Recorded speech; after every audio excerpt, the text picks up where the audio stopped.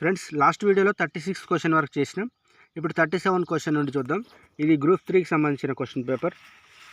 Group 3 final కీలో ఆన్సర్లు చూసిన తర్వాత చెక్ చేసి పెట్టాను. ఇక్కడ ఈ ఎఫ్ అని ఉంది చూసారా, రౌండప్ చేసి అది ఫైనల్ కీలో చూసిన తర్వాత ఆన్సర్ని టిక్ చేసి ఎఫ్ అని పెట్టిన. వీడియోని ఎక్కువ మందికి షేర్ చేయండి, వాట్సాప్ గ్రూపుల్లో షేర్ చేయండి. ఎక్కువ మంది చూస్తే అన్ని క్వశ్చన్ పేపర్లను చూపిస్తా. దీనివల్ల మనకు ఏ ఏరియాను బాగా చదువుకోవాలని ఒక అవగాహన వస్తుంది. క్రింది ఇక్ష్వాకు పాలకులను కాలక్రమానుసారంగా అమర్చుము. ఆన్సర్: వాసిష్ఠపుత్ర శాంతమూలుడు, మాధురిపుత్ర వీరపురుషదత్తుడు, ఏహువల శాంతమూలుడు, రుద్రపురుషదత్తుడు. వీడియో స్పీడ్ అనిపిస్తే వీడియోని స్లో చేసి పెట్టుకోండి, లేదంటే స్టాప్ చేసి ఒకసారి చూసుకోండి. ఓకే. 38వ క్వశ్చన్. ఉస్మానియా విశ్వవిద్యాలయం ఆర్ట్స్ కళాశాల భవనం రూపకల్పన చేసిన మెన్సియర్ జాస్పర్ ఏ దేశానికి చెందిన వాస్తుశిల్పి? ఈ క్వశ్చన్ గ్రూప్ 1లో కూడా వచ్చింది. ఈ జాస్పర్ అనే ఇంజనీర్కి సంబంధించిన క్వశ్చన్ గ్రూప్ 1లో వచ్చింది. 2022 క్వశ్చన్ పేపర్లో ఉంది. ఇది కూడా బెల్జియం దేశానికి చెందినవాడు. క్వశ్చన్స్ చాలా రిపీట్ అవుతున్నాయి. 1500 క్వశ్చన్లు మీకు చూపిస్తా. టీజీపీఎస్వి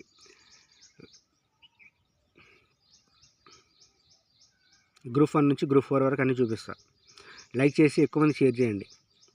ఈ క్రింది వాటిలో ఏ చిహ్నము కాకతీయుల వాస్తుశిల్ప కళలపై చిత్రించబడలేదు? చిత్రించబడనిది అడుగుతుండు. చిత్రించబడనిది మనకు తెలిసిపోయింది. వారాహ చిహ్నం చిత్రించబడలేదు కదా. ఏమేమి ఉన్నాయితే కాకతీయుల శిల్పకళపై ఏంటేంటి ఉన్నాయి? దయ గజకేసరి చిహ్నం, కీర్తిముఖములు, రాయ గజకేసరి చిహ్నం. ఓకే. 14th question. ఈ 40 క్వశ్చన్ దగ్గర 48 అని ఎందుకు రాసిన? ఈ 39 దగ్గర 12 అని ఎందుకు రాసిన అంటే వాళ్ళు మాస్టర్ బుక్లెట్ ఒకటి ఇస్తారు. ఆ మాస్టర్ బుక్లెట్లోన ఈ ఫైనల్కి చూసుకొని మన క్వశ్చన్ పేపర్లో ఆ ఆన్సరు ఈ ఆన్సర్ ఇవన్నీ టాలీ చేసుకోవాలి. ఎగ్జామ్ రాసిన తర్వాత ఇవన్నీ చెక్ చేసుకోవడం కూడా మీకు ఒక 2-3 అవర్స్ పడుతుంది. Okay. 40 question.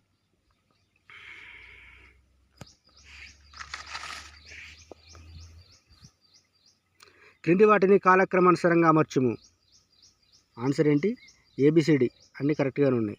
Osmania graduates association ఏర్పాటు, తర్వాత ఆంధ్ర జనకేంద్ర సంఘము మొదటి సమావేశం, దాని తర్వాత ఆంధ్ర మహాసభ మొదటి సమావేశం, దాని తర్వాత ముల్కీ లీగ్ ఏర్పాటు. 41 క్వశ్చన్.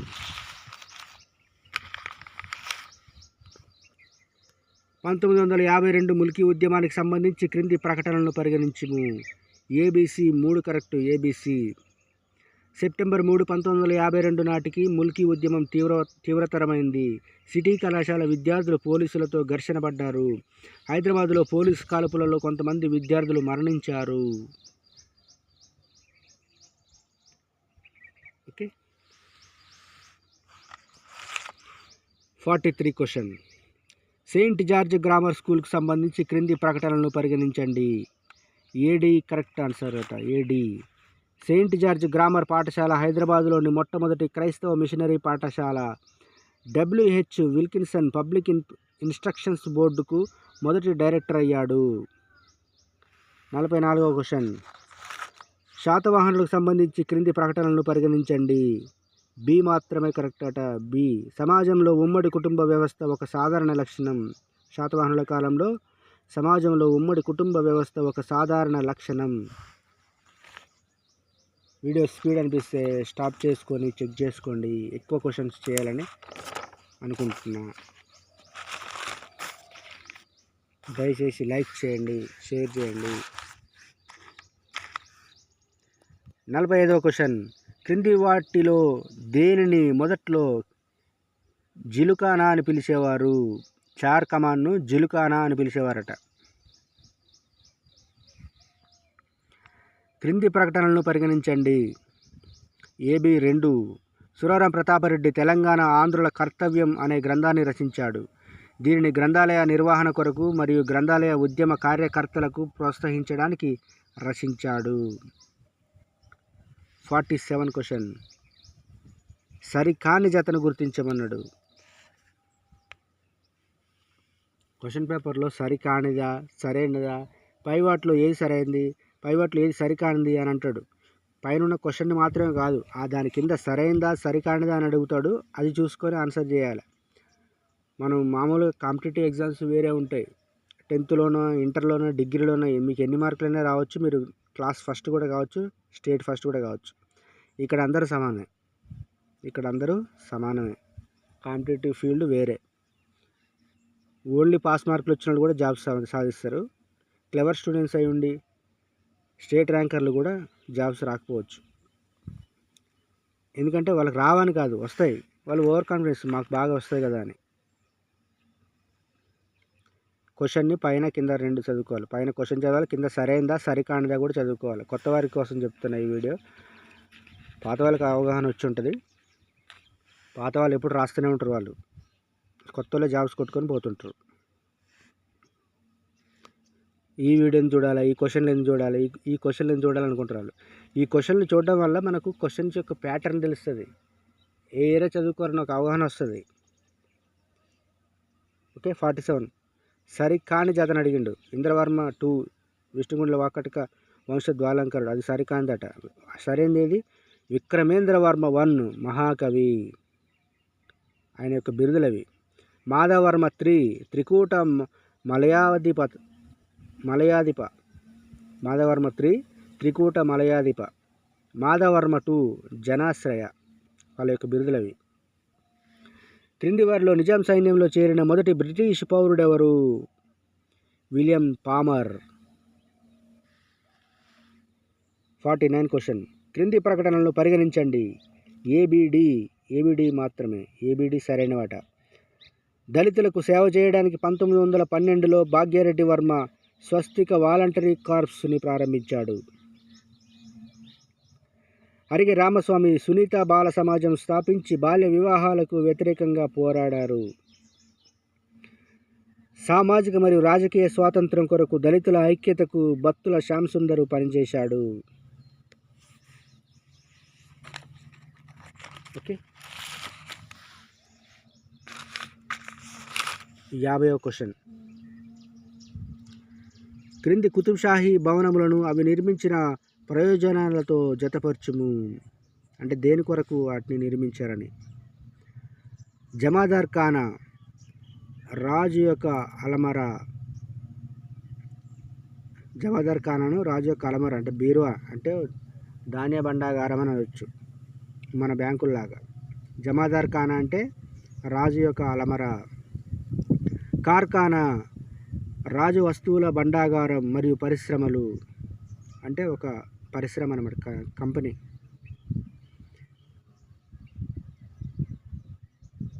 లాల్ మహల్, రాజు సేవకుల కోసం ఇల్లు. దారుషిఫా, సాధారణ ఆసుపత్రి, ప్రజా దవాఖానా. ఆ రోజుల్లో దారుల్ షిఫా అంటే ఆసుపత్రి.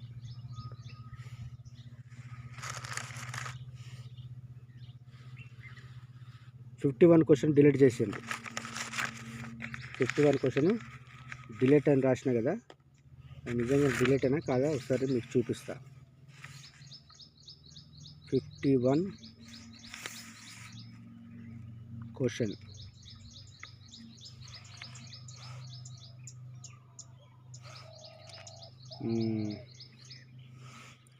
దీంట్లో వేరే ఉంటుంది. ఇది టీజీపీఎస్సీ కదా. ఓకే. 51 క్వశ్చన్ డిలీట్ చేశారు. 52 క్వశ్చన్. రాజ్య విధాన ఆదేశిక సూత్రాలను, అంటే ఈ 50 వరకు ఏమి ఇచ్చారు, 50 క్వశ్చన్స్ వరకు తెలంగాణ హిస్టరీ నుండి ఇచ్చారు. తెలంగాణ హిస్టరీకి సంబంధించిన క్వశ్చన్స్.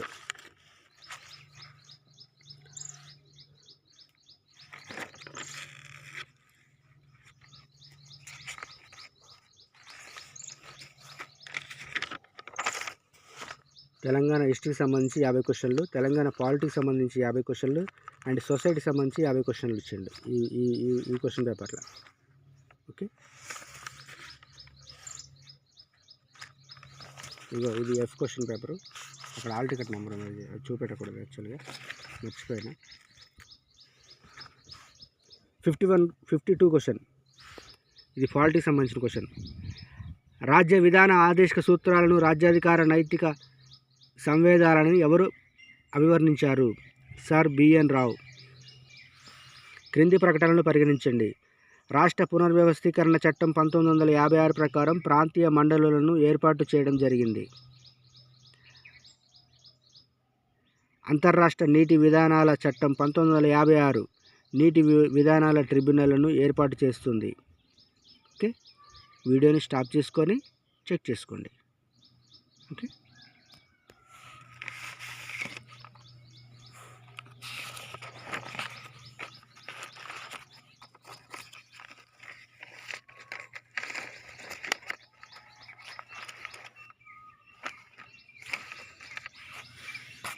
యాభై 54వ క్వశ్చన్. భారత ఎన్నికల సంఘానికి సంబంధించి క్రింది ప్రకటనలను పరిగణించండి. ఏసీ మాత్రమే. రాజ్యంలోని భాగం 15 ఎన్నికల సంఘం ఏర్పాటుకు సంబంధించింది. ఒక సుప్రీంకోర్టు న్యాయమూర్తి తొలగింపు విధానం మాదిరిగానే ప్రధాన ఎన్నికల కమిషనర్ను తొలగించవచ్చును. 55వ క్వశ్చన్. క్రింది ప్రకటనలను పరిగణించుము. ఏ మాత్రమే కరెక్ట్ అట.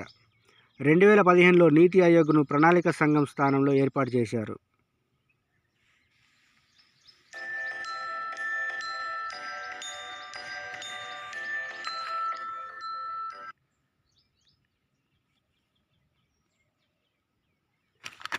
యాభై 56వ క్వశ్చన్.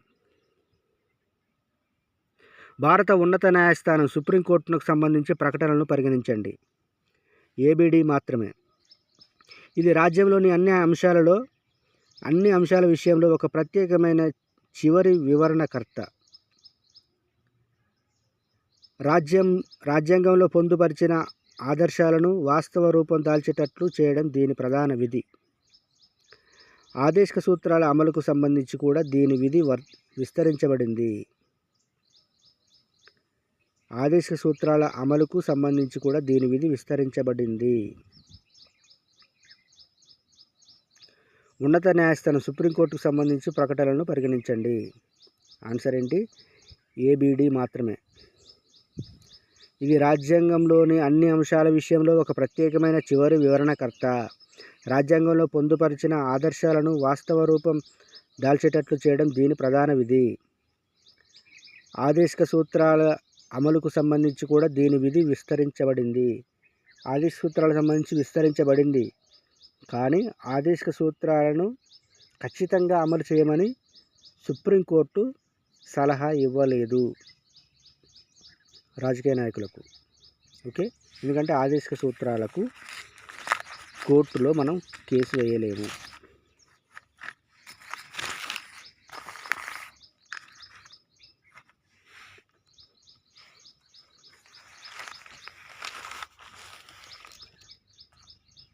యాభై 57వ క్వశ్చన్. క్రింది వాటిలో ఏది భారత రాజ్యాంగంలోని ప్రకరణ 3కు సంబంధించినది కాదు అన్నాడు. కాదు అన్నది డి మాత్రమేట. అయిందేది? ఏ రాష్ట్ర ప్రాంతాన్నైనా తగ్గించడం, ఏ రాష్ట్ర ప్రాంతాన్నైనా పెంచడం, ఏ రాష్ట్ర పేరునైనా మార్చడం రాజ్యాంగంలోని 3కు సంబంధించింది.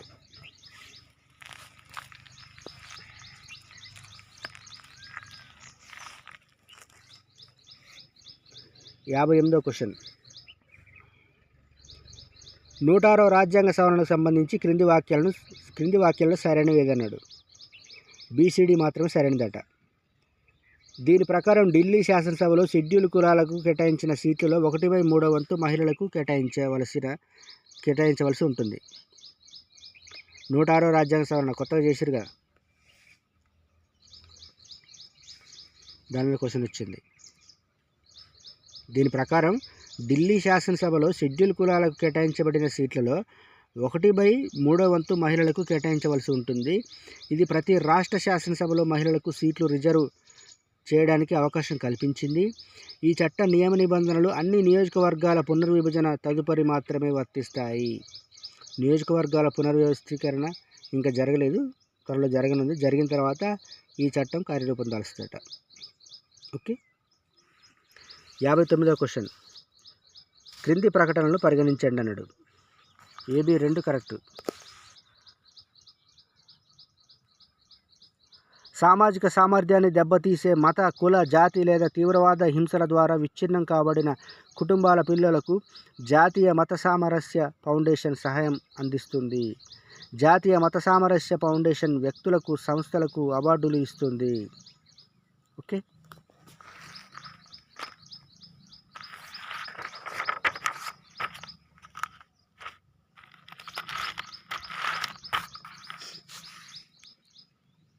Question number 60.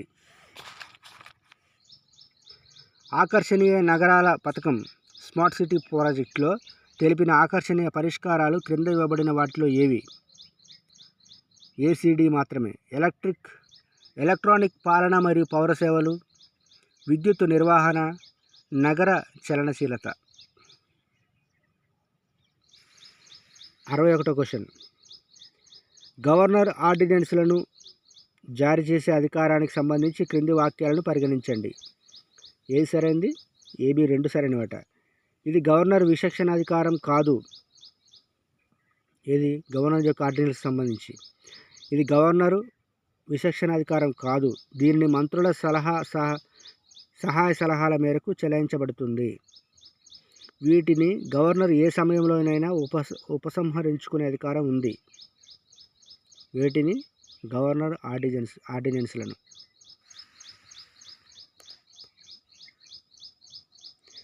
62వ క్వశ్చన్. భారత రాజ్యాంగ సభ సమావేశాల నిర్వహణ మొత్తం కార్యాచరణలో అనుసరించిన పద్ధతులు కింది వాటిలో ఏవి? ఆన్సర్ బీసీడీ మాత్రమే.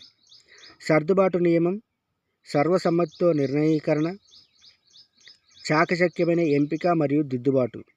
ఫ్రెండ్స్, మొబైల్లో లైటింగ్ ఎక్కువ పెట్టుకొని చూడండి, సౌండ్ ఎక్కువ పెట్టుకొని చూడండి.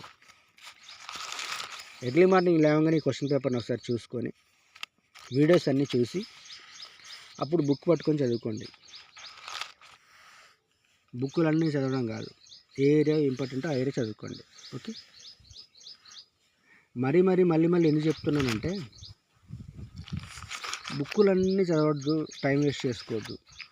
ఎందుకంటే మనకు నోటిఫికేషన్ వస్తే 3 నెలలే ఉంటుంది టైం. అది యూపీఎస్సీ చదివే వాళ్ళకు ఒక 2 years 3 years కంపల్సరీ కూర్చోవాలి. మనకు అట్లా కాదు, 3 monthsలోనే జాబ్ రావాలి. మనం యూపీఎస్సీ లెవెల్లో లక్షలు పెట్టి చదవలేం కదా. ఓకే. 63వ క్వశ్చన్. జిల్లా కోర్టు న్యాయమూర్తుల నియామకానికి సంబంధించి క్రింది ప్రకటనలను పరిగణించండి. ఏది సరైనది? ఏబి 2 అట. రాష్ట్ర గవర్నర్ హైకోర్టును సంప్రదించి వీరిని నిర్ణయిస్తాడు. జిల్లా కోర్టు న్యాయమూర్తులను రాష్ట్ర గవర్నరు హైకోర్టును సంప్రదించి వీరిని నియమిస్తాడు. ఒక వ్యక్తి జిల్లా కోర్టు న్యాయమూర్తిగా నియమించబడడానికి 7 సంవత్సరాలకు తక్కువ కాకుండా అడ్వకేట్గా అనుభవం ఉండాలి.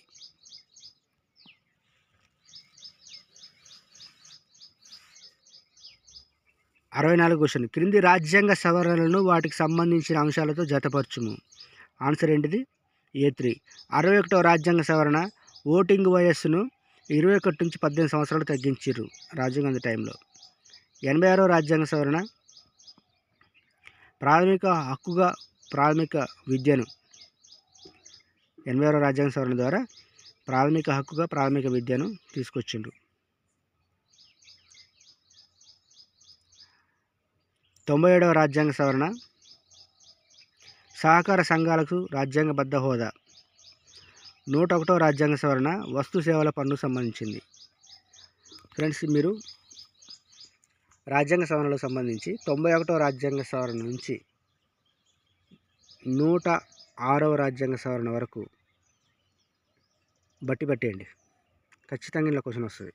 91 నుంచి 106 వరకు చాలా ఈజీ ఉంటాయి. సబ్జెక్ట్ కావాలంటే సబ్జెక్ట్ వీడియో కూడా తర్వాత చేస్తారు. ముందు క్వశ్చన్ పేపర్లు అన్నీ చూడండి. తర్వాత ఏ బుక్ పట్టుకొని ఏ బుక్స్ ప్రిఫరెన్స్గా తీసుకోవాలి, ఏ బుక్స్ కొనుక్కోవాలి, కొనుక్కున్న బుక్లో ఏ ఏరియాని చదవాలో కూడా నేను క్లాసులు చేస్తా.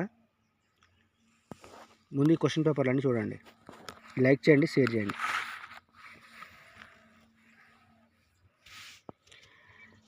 65వ క్వశ్చన్. భారత సుప్రీంకోర్టుకు సంబంధించి క్రింది ప్రకటనలను పరిగణించండి. ఏమాత్రం కరెక్ట్ అట. అంతర్రాష్ట్ర వివాదాలు, కేంద్ర రాష్ట్రాల మధ్య వివాదాలు సుప్రీంకోర్టు ప్రాథమిక విచారణ పరిధిలోకి వస్తాయి.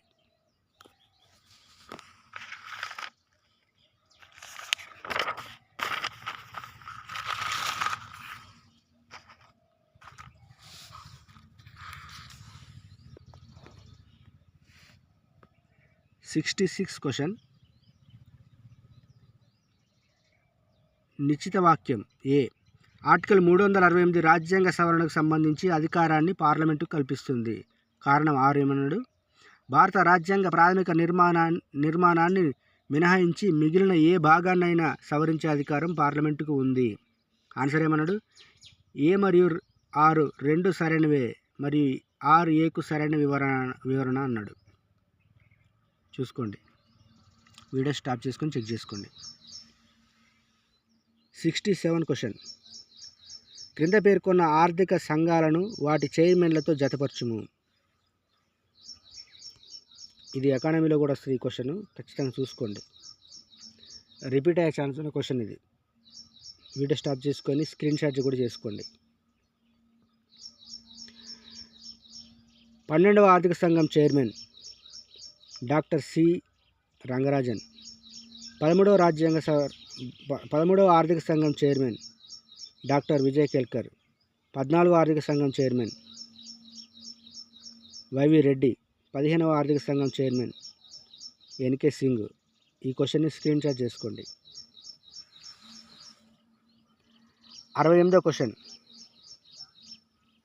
కొత్త చట్టం భారతీయ సాక్ష్య అధినియం క్రింది దేనిని పునఃస్థాపితం చేసింది?